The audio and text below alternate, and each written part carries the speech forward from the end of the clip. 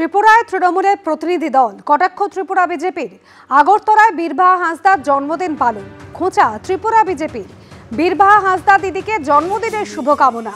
আপনি জন্মদিন পালনের জন্য ত্রিপুরায় এসেছেন, জানলে ত্রিপুরার কোনো একটি পর্যটন কেন্দ্রে জন্মদিন উদযাপনের ব্যবস্থা করতাম। সোশ্যাল মিডিয়ায় কেক খাওয়ার ভিডিও পোস্ট করে কটাক্ষ ত্রিপুরা বিজেপির। নিম্নরুচির রাজনীতি বিজেপি, পাল্টা বনমন্ত্রী বীরবাহা হাঁসদা।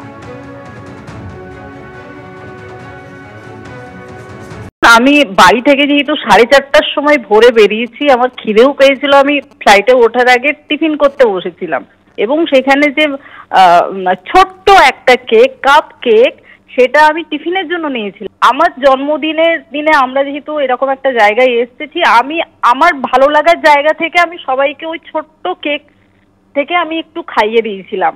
ঠিক আছে, এইটা নিয়ে বিজেপি যে নোংরা রাজনীতি করতে পারে এটা আমার মানসিক এতে মাথায় ছিল না, এবং এত নিম্নমানের রাজনীতি হতে পারে। এবং যারা এটাকে নিয়ে পোস্ট করেছে, আমি কি বলবো, তারা মানুষের পর্যায়ে পড়েও না, তারা যে রাজনীতির মর্যাদাটাও রাখতে পারে না, সেটা বুঝতে পারলাম। কানপুরে বিস্ফোরণ, অন্তত 8 জন আহত। কানপুরে মিস্ত্রি বাজারে স্কুটিতে বিস্ফোরণ, খেলনার বাজারে বিস্ফোরণের ঘটনা, আহত হয়েছেন 8 জন। 2টি স্কুটিতে রাখা ছিল বিস্ফোরক, এমনই খবর পুলিশ সূত্রে। কিভাবে বিস্ফোরণের ঘটনা, ঘটনাস্থলে ফরেনসিক টিম।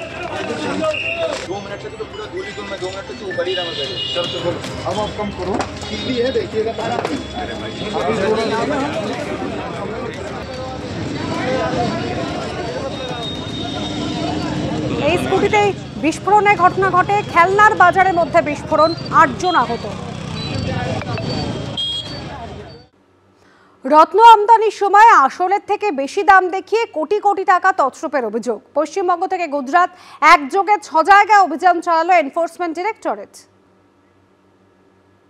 রত্নের দাম বেশি দেখিয়ে বিদেশে টাকা পাচারের অভিযোগ। পশ্চিমবঙ্গ থেকে গুজরাট একযোগে 6 জায়গায় অভিযান চালালো এনফোর্সমেন্ট ডিরেক্টরেট।